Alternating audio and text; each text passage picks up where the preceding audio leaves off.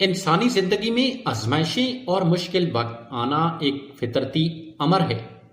جب حالات حد سے زیادہ خراب ہو جائیں، دل گھبرا جائے اور ہر طرف مایوسی نظر آئے تو سب سے پہلی اور اہم چیز صبر اور اللہ پر کامل بھروسہ ہے۔ برے سے برا وقت بھی ہمیشہ نہیں رہتا، بلکہ یہ بھی اللہ کی طرف سے ایک آزمائش ہوتی ہے تاکہ بندہ اس کے قریب ہو جائے۔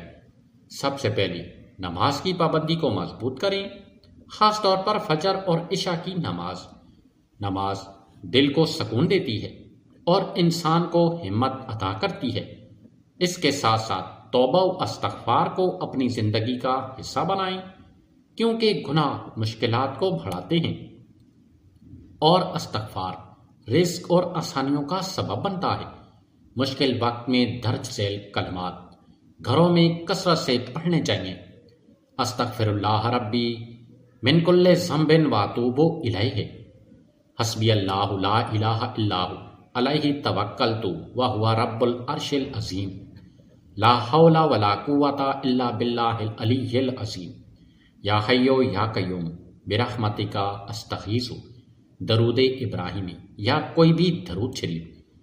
ان کلمات کو صبح و شام، خاص طور پر فجر کے بعد اور مغرب کے بعد پڑھنا بہت فائدہ مند ہوتا ہے۔ گھر کے تمام افراد اگر مل کر یہ اذکار کریں تو گھر میں سکون، برکت اور رحمت نازل ہوتی ہے۔